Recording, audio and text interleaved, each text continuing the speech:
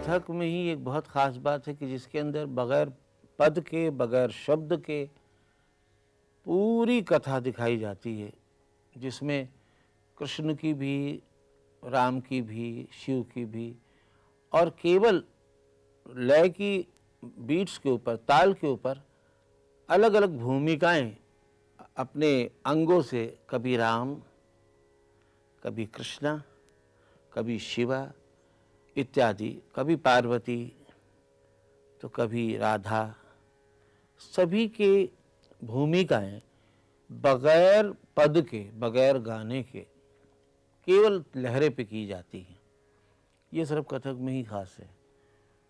अब मैंने जो हमारे यहाँ दो चार गतभाव बड़ी पुराने ज़माने से चले आ रहे हैं, कालिया दमन, होली लीला, गोवर्धन लीला, द्रौपदी चीरहरण इत्यादि, और उसके अलावा और भी कुछ गतभाव हैं जिसमें कि मेरे ख्याल से मैंने तुम लोगों को होली लीला का वर्णन सिखाया है, तो मैं वो थोड़ा एक बार देखना चाहूँगा कि वो होली लीला और कृष्ण की छवि कृष्ण लगे, राधा की छवि राधा लगे, गोपियाँ लगें और रंग से भर जाए, बगैर रंग के, बगैर पिचकारी के, बगैर गाने के, लेकिन लगे कि हाँ होली हो रही है।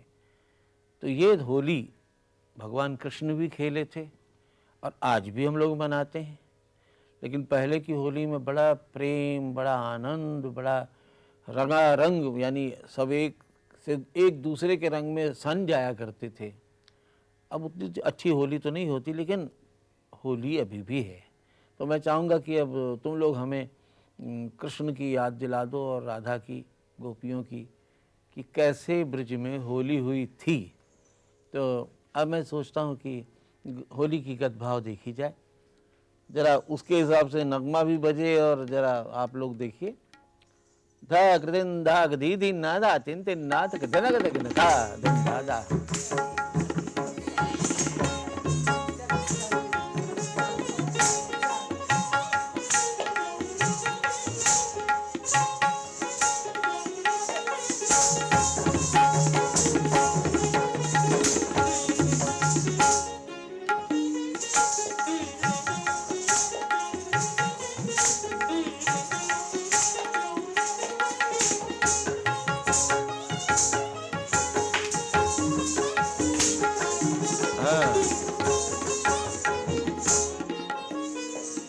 रंग पानी डाल के फिर रंग छोड़ा उसमें से, पुड़िया में से, और रंग घोल डाला।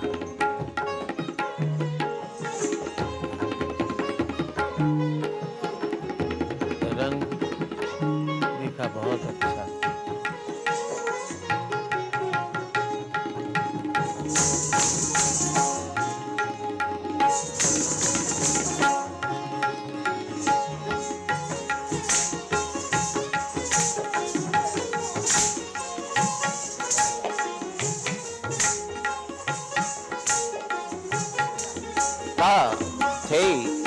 थे राधा तथा गोपियां भी रंगों को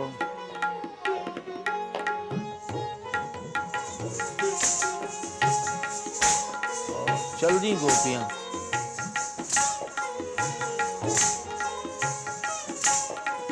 अब फिर रंग ही रंग।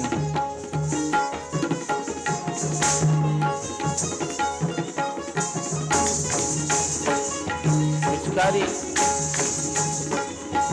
बजते हुए रंगों का बौछार।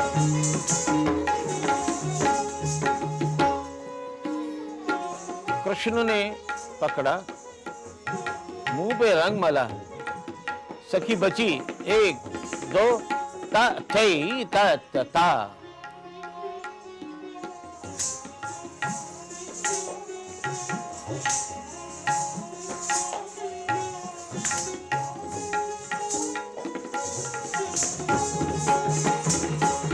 फिर रंग ही रंग।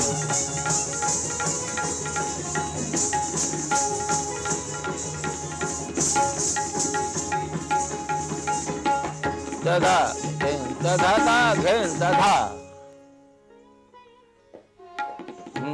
ये होली की गत भाव अनेक अनेक ढंग से होली की लीला की गई। और हमारे छोटे महाराज जब होली करते थे तो बड़ी एक ख़ास बात कहते थे कि रंग जब पड़ा, आँख में रंग पड़ा राधा के, तो रंग पड़ते ही अत्यंत गुस्सा होकर उन्होंने आंचल निचोड़ा और निचोड़ के बहुत गुस्से से देखा कौन है। पर देखा कृष्ण सामने खड़े हैं तो अचानक सब सुध बुध भूल गईं और उनके प्रेम में लीन हो गईं। पहले अचानक गुस्सा हुई थी, कौन है, किसने रंग डाला है, कौन है? अरे तुम हो, मुझे नहीं मालूम था। इतना सुंदर वो दिखाते थे इस रंगों को। अब हम आपको गत भाव का ही एक दूसरा चरण, दूसरे ढंग से, जिसमें हम संगीत का प्रयोग भी करते हैं, थोड़े से बंदिशों का, ताल का भी प्रयोग कर लेते हैं, क्योंकि थोड़ा सा उसमें नाटकीय ढंग से हल्का सा गत भाव उसके साथ जुड़ा रहता है। तो मैं चाहूँगा अब शाश्वती से कि अहिल्या उद्धार की कथा थोड़ी सी कहें और बताएं, और उसके बाद तुम लोग भी देखो, हम लोग भी देखें, और हम सब लोग मिलके देखते हैं उस गत भाव को।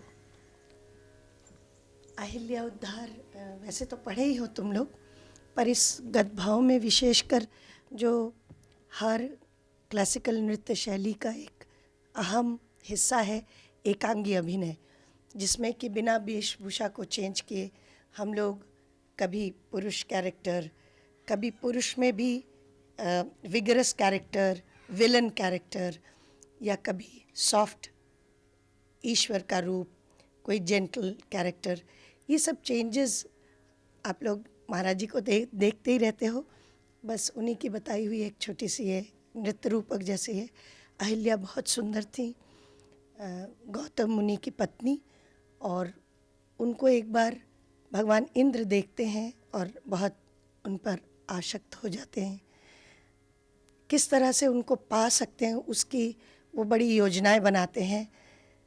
काग के रूप में वो एक दिन रात को आके ऋषि के झोपड़ी पे आवाज़ देते हैं। ऋषि जब सुबह होते हुए देख नहाने वगैरह स्नान के लिए जाते हैं तो वो गौतम ऋषि के ही रूप को छल से वो बना के उनके पास पहुंचते हैं, अहिल्या के साथ सहवास करते हैं। गौतम ऋषि जब अपने स्नान इत्यादि से लौटते हैं तो उन दोनों को इस रूप में पाकर बहुत क्रोधित होते हैं, दोनों को श्रापान्वित करते हैं। फिर श्राप देने में भी एक छोटी सी बात की अक्सर भूल हो जाती है, जो महाराज ने भी हमें समझाई, कि लोग कहते हैं अहिल्या पत्थर हो गई। पत्थर हो गई का रूप ये है कि वो इतना पथरा गई, ठहर के एकदम चौंक के जड़ हो गई। तो उस जड़ से उनको फिर सदियों बाद जब श्री रामचंद्र जी उधर से गुजरते हैं, उनकी ये अवस्था का किस्सा सुनते हैं, तो उनके चरण कमल के स्पर्श से अहिल्या फिर से जीवन पाती हैं और उनको प्रणाम करती हैं। गौतम जाय इंद्र मन ठानी, अब ही करो अपनी मनमानी।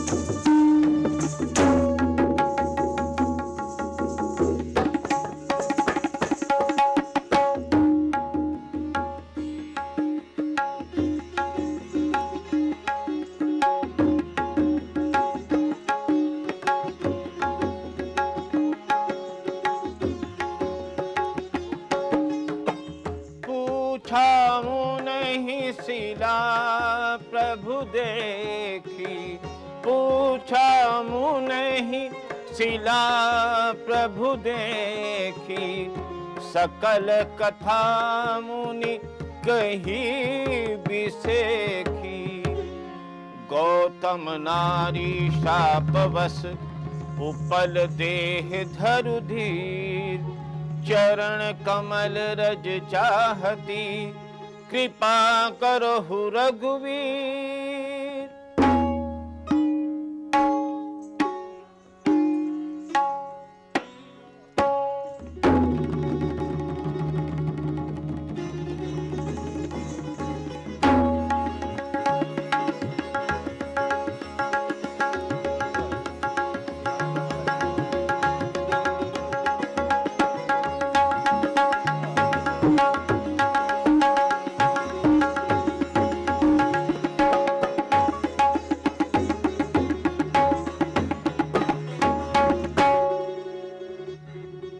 जय श्री राम, जय श्री राम,